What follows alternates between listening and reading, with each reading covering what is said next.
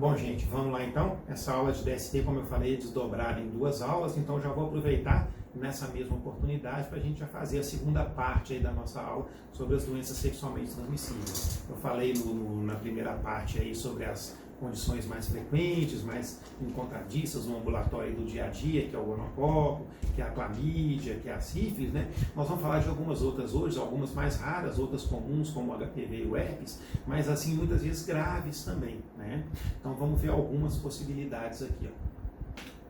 Primeira delas, eu faço muita questão que vocês se atenham à terminologia, porque existe às vezes uma certa confusão na literatura em termos de sinonímia, né, para a gente poder estar todo mundo falando a mesma coisa o tempo inteiro. Senão isso gera confusão na hora que vocês forem estudar nos livros textos.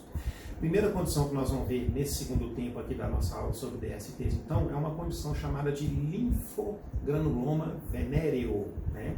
Esse termo venéreo é muito associado às doenças sexualmente transmissíveis, ele cai um pouco em desuso, a gente fala, doenças venéreas e tal, mas para essa condição aqui do linfogranuloma venéreo, ele permanece ainda com uma terminologia apropriada. Lembra lá da clamídia, que eu falei agora há pouco, como uma causa importante de cervicite, como uma causa importante de doença inflamatória pélvica, com um quadro clínico mais insidioso, como às vezes uma causa de infertilidade? Pois bem, a clamídia trachomatis, eu falei com vocês que ela tem vários sorotipos, alguns ligados a alguns tipos diferentes de infecção. No caso do linfogranuloma venéreo, os sorotipos mais encontrados são esses aqui, ó, do tipo L, L1, L2 e L3. Tá? É diferente dos sorotipos que causam cervicites, que causam doença inflamatória pélvica, né, que é dos sorotipos D até o K, ou então que causam doença ocular, que é mais comum nos sorotipos A, B e C. Então, tem alguns sinônimos aí, né? A gente deve evitar os epônimos, mas que às vezes a literatura ainda não menciona aí, então só para ver aí, para a ilustração de vocês. Aqui também, no caso do linfogranuloma venéreo, o período de incubação ele é relativamente curto. Ou seja, vale aquele conceito que eu falei mais cedo, de que é mais fácil para a paciente associar a prática sexual contaminante, onde ela adquiriu, onde ela teve aquela exposição ao agente infeccioso, em relação à manifestação do quadro clínico. Quando é um período muito longo, nem sempre a paciente se lembra. Quando é um período mais curto, fica mais fácil dela fazer essa associação. Bom, como é que é a manifestação do quadro clínico do linfogranuloma? E aí que eu já quero colocar para vocês os diagnósticos diferenciais. Eu posso elaborar, por exemplo, em prova, um quadro clínico descrevendo um determinado achado de sintoma, um determinado achado de exame físico e pedir para vocês fazerem diagnóstico diferencial. E a partir daí, ver que exames que vão pedir, quais os tratamentos que são propostos, são muito diferentes nas várias condições de lesões que acometem as genitálias sexualmente transmissíveis. Inicialmente, surge uma pápula, ou seja, uma elevação da pele que depois se ulcera nesse local, né? Então, eu já falei, por exemplo, que sífilis também é uma lesão ulcerada, mas é diferente a evolução do quadro clínico. O quadro da sífilis, eu falei com vocês que aquela lesão ulcerada passa às vezes pouco perceptível, uma úlcera certinha, de bordas regulares, de fundo limpo, indolor, e que desaparece espontaneamente em algumas semanas. Pois bem, no caso do linfogranuloma, é diferente, tá? Essa lesão, ela, além dela ser mais extensa, né, nós temos aqui exemplos para mostrar para vocês, né, ó, são lesões mais extensas, mais irregulares, né, mas o que chama atenção, assim, e por isso daí o nome da doença, é o acometimento dos linfonodos inguinais, que pode acontecer na sífilis também, mas passa mais desapercebido. Aqui não, por quê? Porque é um acometimento muito sintomático, né, um acometimento doloroso desses linfonodos inguinais, e sempre do lado da lesão, né, então isso aqui está destacado para vocês, um acometimento de uma linfadenopatia satélite unilateral em relação ao lado da lesão. O que acontece? Né? Está aqui exemplificado aqui para vocês, isso aqui vai abscedar, né? Sinais flogísticos exuberantes, está hiperemiado, né? Está edemaciado, está doloroso, deve estar com a temperatura local aumentada, e isso aqui vai drenar, vai fistulizar, eliminar a secreção purulenta. Né? Então, o que acontece? Esses abscessos, em alguns dias, desde o surgimento da lesão primária, ou às vezes até em alguns meses, eles vão então fistulizar, drenar secreção para o meio externo. E depois, numa forma mais tardia de evolução da doença, vão surgir sintomas como, por exemplo, fibrose, linfangite, né? Um edema crônico que pode acometer a região genital, a região inguinal, né? Por esclerose do tecido adjacente. E ela pode ter também, dependendo da manifestação clínica, né, um quadro do trato digestório baixo, um quadro que às vezes passa inespecífico, né, de proctocolite, que cursa com dor anal, né, com febre, às vezes com teneso, que é aquela sensação de evacuação intestinal incompleta ou de constipação, presença de sangue e de muco nas fezes, assim, que são tanto quanto inespecíficos, mas que no contexto da presença da lesão genital tem que ser valorizado. Então esse é o quadro do linfogranuloma venéreo, né, também chamado de pulmão. Tá? Aqui, gente, eu dependo bastante, como algumas DSTs eu falei que às vezes a gente pode ser mais objetivo, mais prático, buscar logo tratar, nessas condições aqui a gente precisa de ajuda de laboratório sim. Então estão aqui os métodos descritos, né, aqueles que são mais acessíveis e aqueles que são menos acessíveis que podem ser utilizados aqui. Ó. Pode ser utilizado reação de fixação de complemento, pode ser utilizado imunofluorescência direta de secreção da lesão, olha a especificidade aqui como é que é boa, a sensibilidade também bastante razoável. ELISA, nem todo laboratório para isso tem disponível, porque é pesquisa de anticorpos, mas pode ser utilizado. Aquela mesma cultura de McCoy que eu falei para vocês, que pode ser utilizada na clamídia do colo, né, também pode ser utilizada, mas o método mais empregado é esse aqui, ó, né, a identificação dos corpúsculos de inclusão através de um corante que vocês conhecem lá da histologia, né, que é o corante de Ginsa. Tá?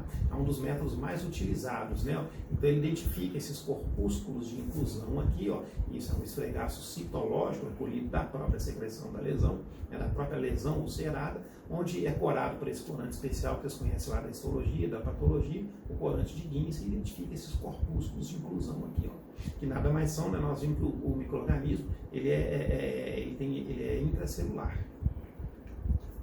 E tratar aqui não é possível, infelizmente, aquilo que eu falei nas outras condições para você, de fazer tratamento de curto prazo. Aqui a antibioterapia tem que ser prolongada. Eu citei essa droga aqui, a doxiciclina, como uma alternativa para o tratamento lá da clamídia do colo, mas que é muito melhor substituída por uma dose única de azitromicina.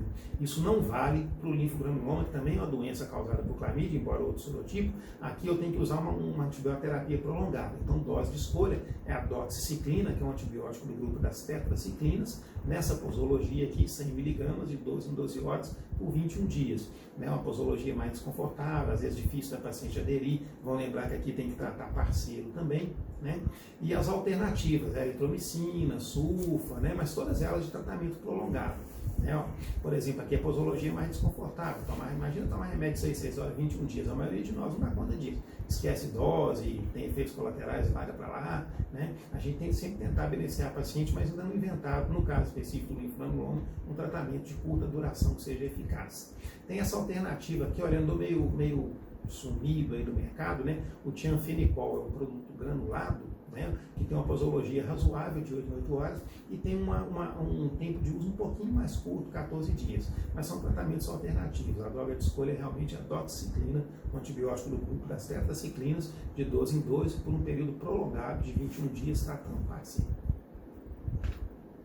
Outra condição, rara também no nosso meio, chama atenção, vou passar mais rapidinho, mas chama atenção pela gravidade, é uma condição provocada por uma bactéria chamada Klebsiella granulomatis. É a condição chamada donovanose.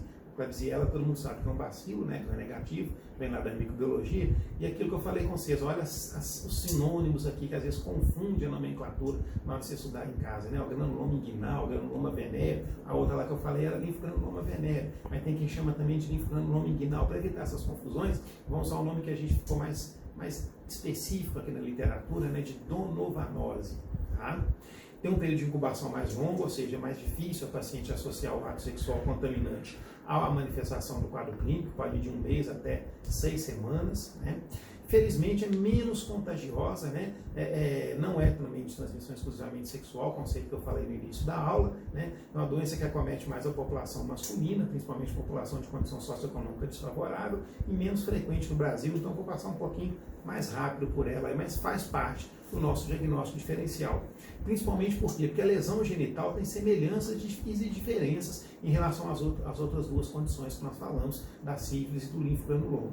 Ela começa também como uma lesão papular, que evolui para uma lesão nodular, que depois se ulcera. Mas, diferentemente da sífilis, ela é uma lesão mais vascularizada, ela é uma lesão que sangra ao toque, e diferentemente da sífilis e do linfogranuloma, ela não tem a linfadenopatia. Isso é importante para o diagnóstico diferencial, uma vez que nas outras duas condições existe a linfadenopatia. E na forma de evolução dela na patologia, né, tem várias formas de apresentação aí que são descritas. Uma forma chamada úlcera granulosa, uma forma chamada verrucosa, uma forma necrótica e uma forma chamada esclerótica. E semelhantemente, estou sendo insistente nisso com vocês, as semelhanças e diferenças, ela pode resultar em edema linfático da região genital também, como sequela tardia da evolução do quadro clínico. Tá? Então são as semelhanças e diferenças que eu posso criar quadros clínicos simulados aí para vocês em prova, em avaliação. Então tá lá, ó, nota que é uma lesão ulcerada também, mas ela tem um aspecto diferente, né? Ela é mais irregular, ela tem um fundo secretante. Não dá para confundir isso aí com a lesão ulcerada da sífilis. Tem semelhanças e tem diferença. Mas se eu for palpar lá a região inguinal, não tem gânglios linfáticos aumentados. Na sífilis e no linfogranuloma tem.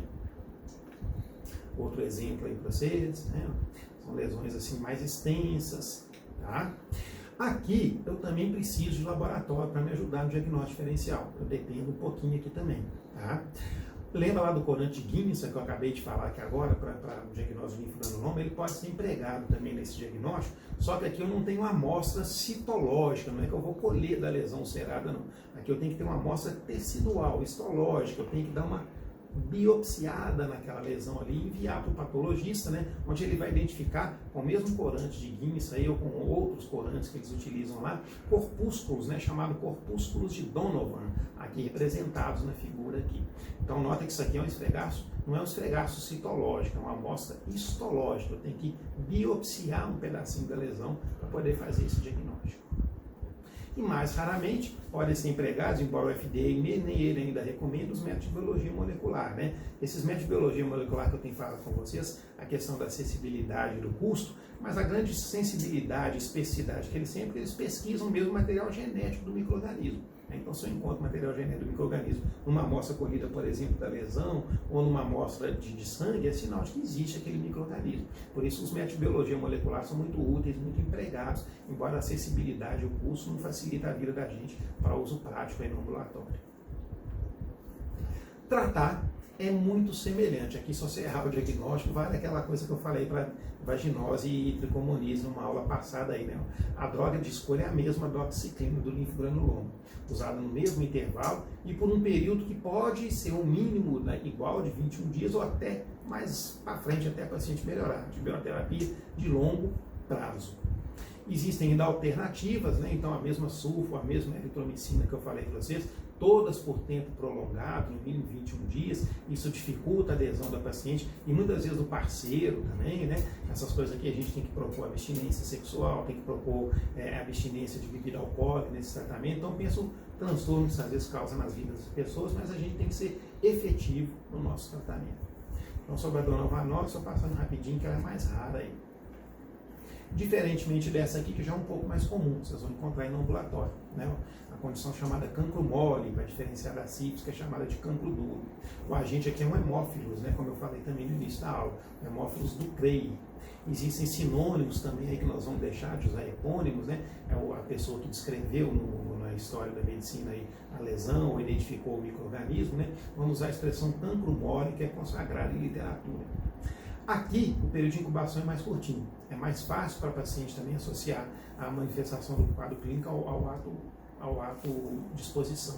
Ele vai aí de um período de 3 a 5 dias, mas pode ser às vezes um pouquinho mais longo. Mas é mais fácil da gente fazer associação de causa e efeito. Pois bem, o que tem de diferença e o que tem de semelhança? Lembra lá quando eu falei de abordagem sindrômica das úlceras genitais propostas pelo Ministério da Saúde?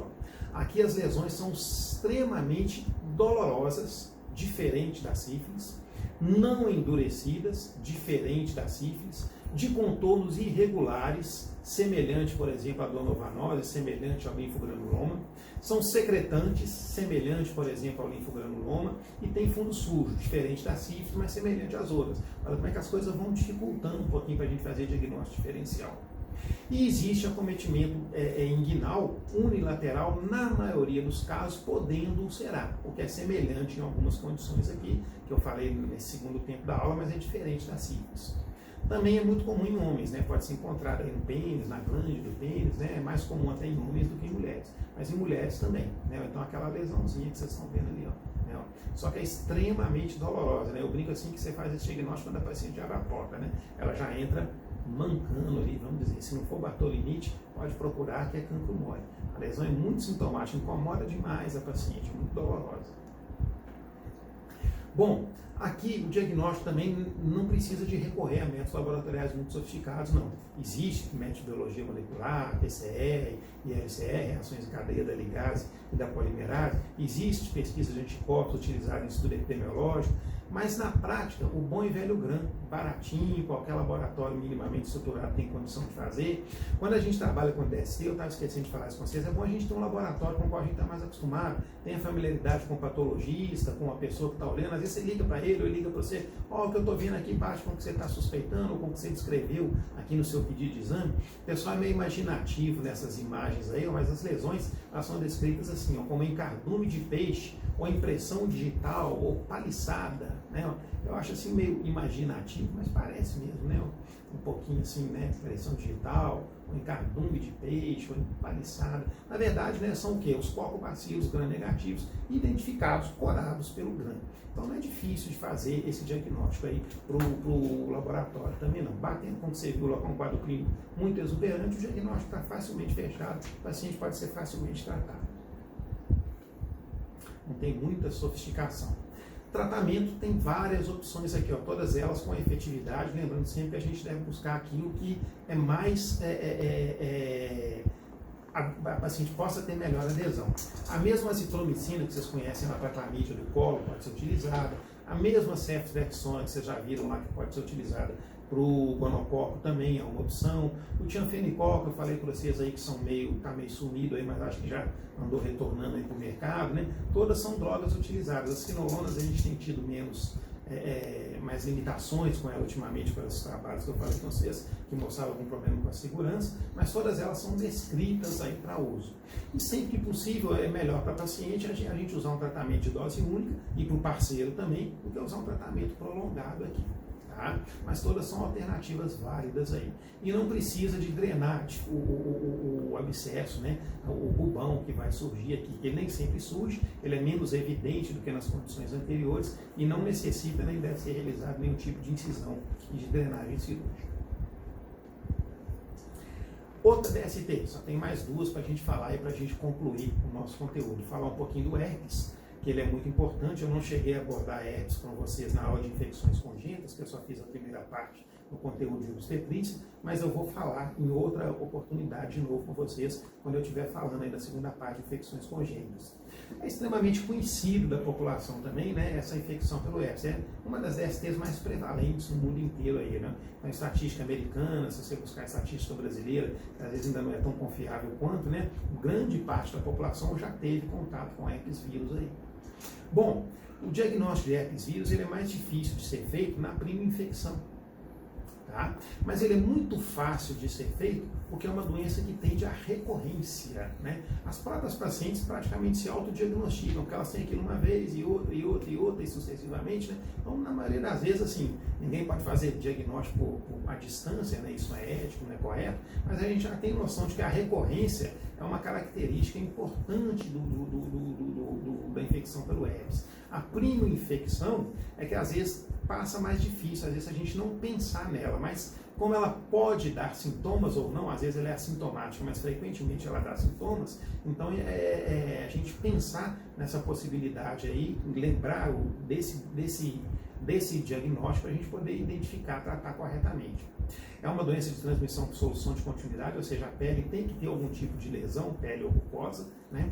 E as sensações que as pacientes relatam para a gente são bem assim, você já viu os termos parestesia, disestesia, né? Ou seja, uma sensação que ela não define muito bem para a gente se aquilo dói, se aquilo arde, se aquilo queima, se aquilo coça, né? Às vezes ela fala para você, é um formigamento, ela está muito sensível, só da roupa encostar está me incomodando, né? Às vezes sintomas mais sistêmicos, como mialgia, às vezes ela não identifica muito bem aquilo que ela está sentindo. Mas quando você vai fazer o exame físico, você identifica muito bem o que está acontecendo.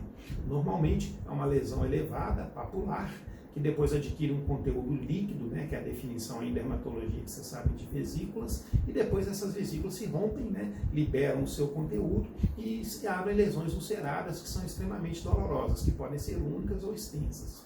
Existe uma linfadenopatia inguinal não tão exuberante em grande parte dos casos, e aquilo que eu falei, ó, a maioria dessas lesões aqui em pessoas imunocompetentes melhora com o tempo. Em 10 a 20 dias, lógico que a gente vai tratar, não vai deixar a paciente sem tratamento, mas elas tendem a ter regressão espontânea. O problema é que no caso do herpes, apesar da regressão espontânea, elas vão ter recorrência em outros momentos mais para frente. Mas a prima infecção, então, tem essas características. Se passar batido o diagnóstico na prima infecção, não vai passar certamente na recorrência, que é extremamente frequente nos primeiros meses, né? E a própria paciente às vezes identifica fatores desencadeadores dessa recorrência. Então, às vezes, episódios de febre, de estresse físico ou emocional, uso de antibióticos, né? Exposição à radiação ultravioleta, né? O paciente às vezes vai aí na época de verão, piscina, praia, né? Traumas da região genital, às vezes a própria menstruação, ou então em situações transitórias ou permanentes de imunodeficiência, favorecem as recorrências do problema. Lembrando que, eu nem comentei isso muito com vocês aqui, né? Existem dois tipos de herpes, o herpes tipo 1 e o tipo 2, né? Antigamente tinha muita essa associação de que o tipo 1 era mais associado com a infecção labial e o tipo 2 mais com a infecção genital. Isso hoje já não é tão mais relevante assim.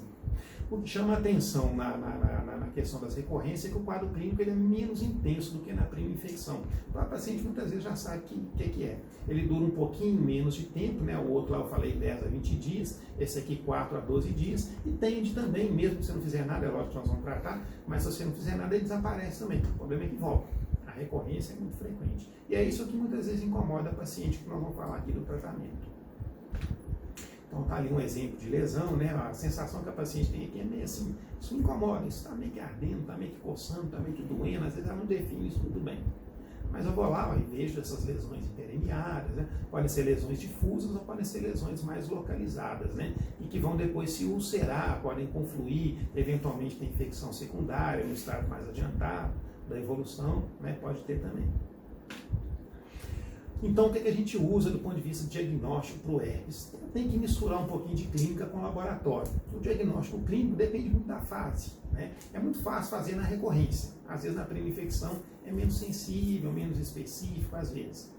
Pode ser utilizado, né? Tem uma célula, não sei se vocês lembram dela na patologia, tem um epônimo, uma célula de Tzanck, que é uma célula gigante multinucleada, que às vezes é um sinal indireto da presença da infecção pelo herpes. Cultura tem baixa sensibilidade, não é muito empregado, né? Se a gente for seguir mesmo assim laboratório, precisar mesmo de confirmação laboratorial, a gente pode utilizar os testes de ELISA ou então de biologia molecular de PCR, que é o único que é preconizado, que é o principal que é preconizado pelo Centers for Disease Control de Atlanta, né? O CDC, que é uma das maiores autoridades mundiais em doenças infecto-contagiosas. A célula de Tzanck é uma célula gigante, multinucleada, né? Ela é um sinal indireto da presença do vírus, vocês já devem ter ouvido falar dela na patologia. Associado ao quadro clínico, basta, na maioria das vezes. E tratar. Para tratar, a gente tem que saber as limitações do tratamento. Primeiro, o tratamento efetivo é o tratamento sistêmico. Embora existam apresentações para uso tópico, essas apresentações tópicas são mais sintomáticas. O tratamento efetivo é o tratamento sistêmico com essas drogas que vocês estão vendo aqui, ó. Aciclovir, valaciclovir, fanciclovir, né? Todas utilizadas aí por posologias que a gente tenta ser mais confortável possível para o paciente, de 8 em 8, 12 em 12, né? Mas com um período um pouquinho mais prolongado, aí de 7 a 10 dias. O que a gente sabe do uso dessas drogas aí, né? Elas não alteram o risco, nem a frequência, nem a severidade das recorrências quando são descontinuadas. Então é para tratar aquele episódio ali e pronto. Se acontecer de novo, tratar de novo.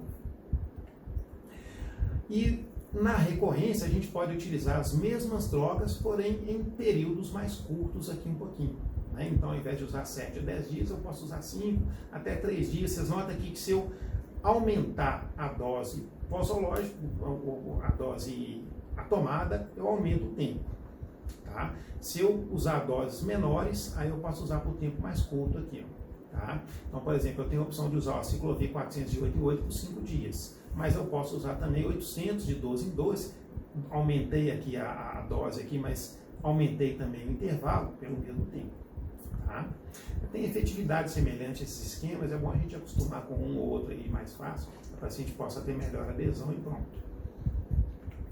Agora aí que está o grande problema, né? Hoje em dia as pessoas reivindicam muito a gente. A mulher vai falar assim para você, mas eu vou ficar tendo sempre esse negócio? Você não pode fazer nada para me melhorar, não? Eu vou ter isso aí tantas vezes, assim, toda vez que eu tiver um estresse, que eu tiver uma outra infecção, que eu tiver alguma situação de sobrecarga física ou emocional, eu vou ter que ficar convivendo com isso? Você não me oferece nada? Bom, eu ainda não posso oferecer a cura para ela, mas o que eu posso oferecer? Primeiro, definir como herpes recorrente a presença de mais de 6 episódios por ano, e fazer o que a gente chama de terapia supressiva. Tem muita controvérsia nisso na literatura, mas hoje em dia tem caminhado para um consenso de que isso realmente é eficaz e que reduz a transmissão para o parceiro. O que é essa terapia supressiva? É utilizar uma subdose, não é a dose terapêutica, por tempo prolongado. Mas ela tomar um comprimido de aciclovir todo dia. Por quanto tempo? Não tem assim, um limite superior da suspensão do uso bem definido ainda, é o que ainda tem de controvérsia na literatura. Mas pega qualquer uma das 3 drogas mais utilizadas aí no dia a dia e ao invés de fazer aquele tratamento de horário certinho, por período prolongado, faça uma tomada única diária por tempo prolongado aí, é o que a gente chama de terapia supressiva. É a alternativa que a gente tem para essas pacientes aí que têm recorrências muito frequentes. Ok? E por último, para encerrar mesmo o nosso conteúdo aí, mais 5 minutinhos, então vamos falar um pouquinho agora do HPV, né, do vírus papiloma humano, né, que é uma importante DST em aumento, aí, é a DST que mais aumenta no mundo nesse momento.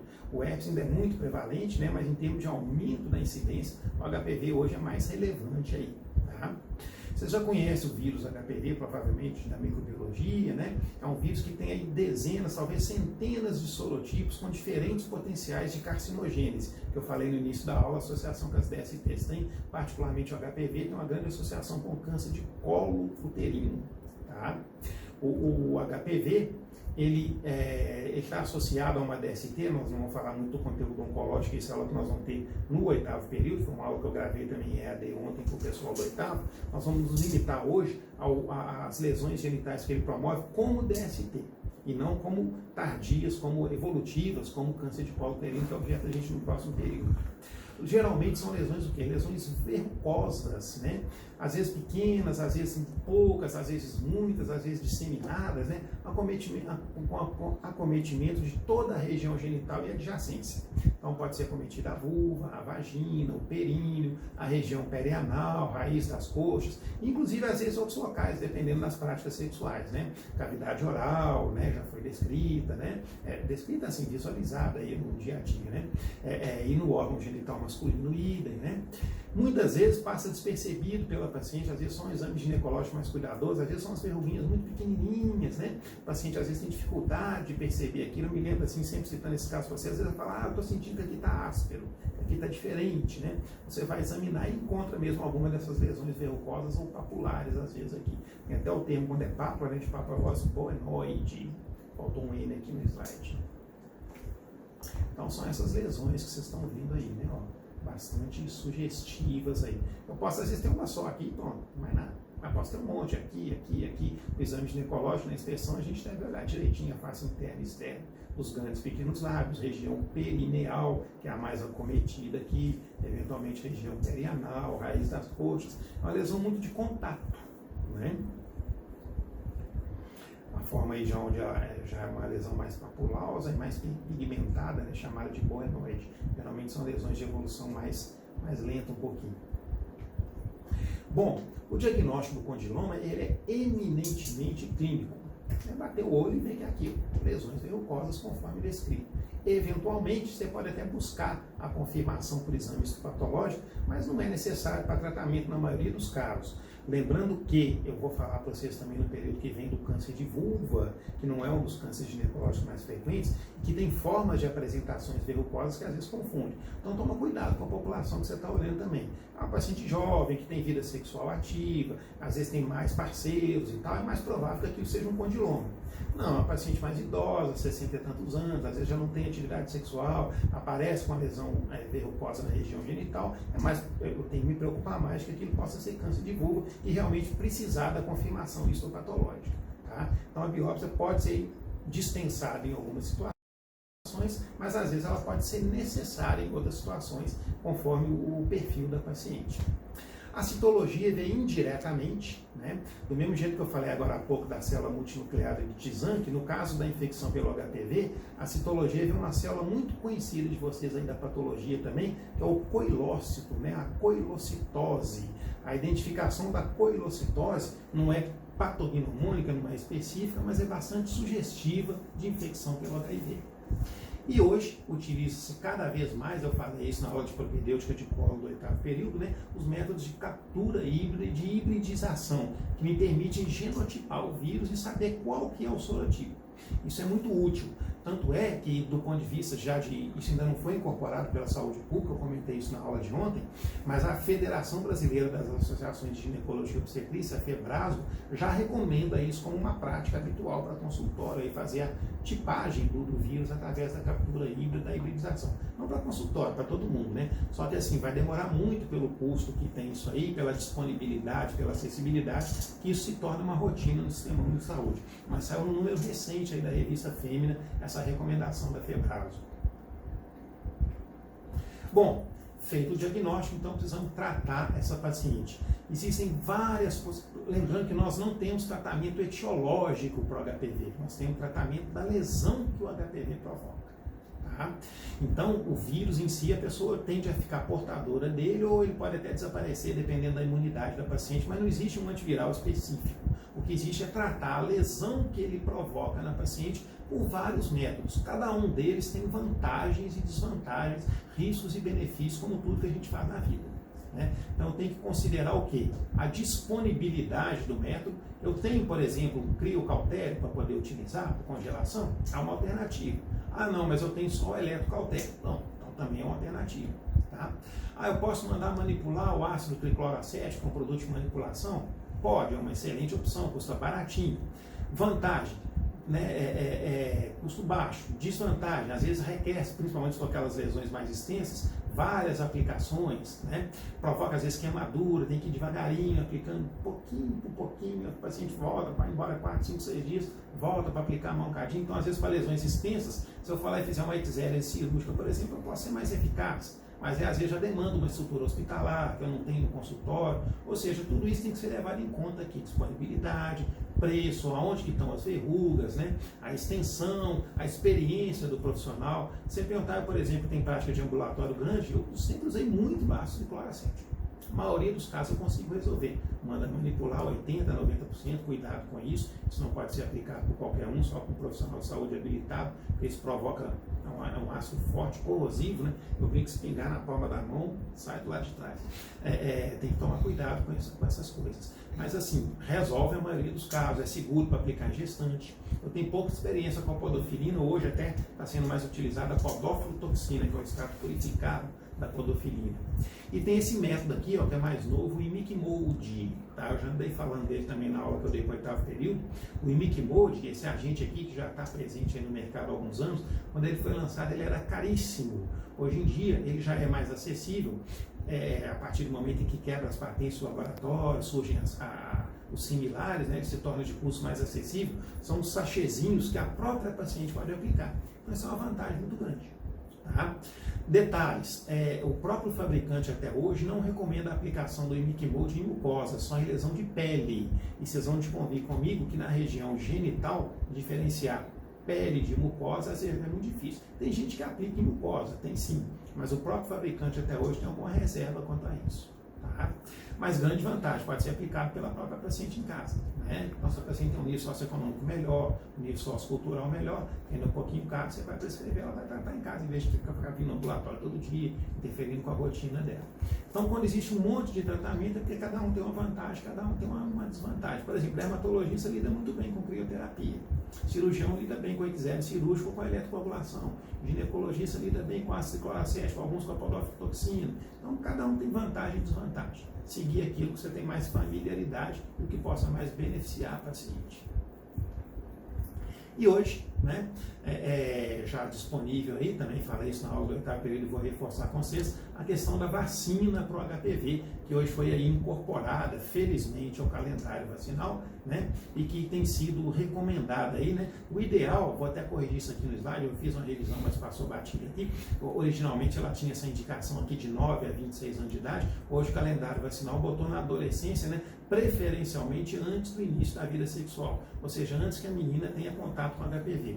E mais do que isso, né, hoje se a gente quer erradicar uma doença, a gente tem que vacinar a população masculina, né, então também os meninos agora já estão entrando na campanha vacinal. Foi um grande ganho de qualidade para a gente a presença da vacina. Existem duas formas no mercado, a bivalente e a tetravalente. A bivalente pega só os subtipos mais oncogênicos, que são 16 e 18. E a tetravalente pega os dois subtipos mais oncogênicos, mas pega os dois mais associados à lesão do condiloma que eu acabei de descrever aqui para vocês. E a grande vantagem, então, é que ela pretende, né, ser uma maneira da gente diminuir a incidência tardia do câncer de colo uterino. Tá? O custo dela inicialmente era muito elevado, hoje já não é tanto mais, e é disponibilizada na rede pública, faz parte do calendário vacinal. Tem uma polêmica aqui até hoje quanto à questão das doses, né? Até hoje o fabricante continua recomendando 3 doses com 0, 30 e 180 dias. Mas nas campanhas de saúde pública, embora isso possa ser gerido pelo próprio município, o Ministério da Saúde também tem recomendado, são feitas 2 doses apenas. Tá? Tem estudos mais recentes mostrando que 2 doses ofeririam o mesmo potencial de proteção do que 3. Então, para o gestor de saúde que trabalha com uma população enorme e tem limitação de recursos, é tudo que ele precisava ouvir para recomendar esse tipo de prática de 2 doses, que é o recomendado aí na saúde pública. Tá? Mas tem que provar que tem a mesma eficácia e a gente ainda precisa de bastante tempo para isso. Tem algumas perguntas que nós só vamos poder responder nos próximos anos. E essa última aí é só para comentar com vocês, né, também é uma doença viral, molusco contagioso, né, aparece muito em ambulatório de dermatologia. São essas lesõezinhas de pele, qualquer local do corpo aí, não é DST obrigatória, né, elas têm não está muito bom de ver aqui não, mas tem uma comunicaçãozinha central aqui, ó, tá? Isso aqui, o tratamento disso é a remoção das lesões, né, que os dermatologistas chamam de curetagem, seguida da aplicação de iodo. Alguns fazem crioterapia também, né? São lesões papulosas, globosas, né? Hemisféricas, né? De diagnóstico puramente clínico, pode ser DST. E tem essa antiga, velha aí também, né? Que é da época aí do antigamente, aí, do Phytyrus pubis, né? Ó, que é um ectoparasita, né? Que às vezes pode acometer a região genital, é muito pequenininho, quase você não consegue ver. O que chama atenção na paciente é um prurido intenso. Né? Tem a forma de lente e tem a forma de piolho, né? Então o diagnóstico é eminentemente clínico. Olha o tamanho do bichinho. Eu estava pesquisando, encontrei umas fotos menorzinhas ainda, na medida aí na escala de menos de 1 milímetro, né? Muito pequenininho, tá? O Phytyrus pubis é de tratamento tópico, né? Pode ser utilizado todas essas substâncias aí. É um ectoparasita. Eu até já pesquisei, mas não encontrei nenhuma conclusão, embora já tenha relatos de casos, né, do uso também da ivermectina, mas ainda não está aprovada para isso não. Então são utilizadas essas substâncias, e não está aqui no slide, tem também a permetrina, né, que é um derivado aqui, da deltametrina, que pode ser empregado também para tratamento. Então a pediculose, né, o famoso chato, né, causado pelo ectoparasita, Phytyrus pubis, ok? Que eventualmente é transmitido por ato sexual, como a própria escabiose também pode ser, não são DSTs obrigatórias, são lesões de contato, ok? E era o que eu tinha para passar para vocês aí nesse conteúdo de DST de hoje. Obrigado.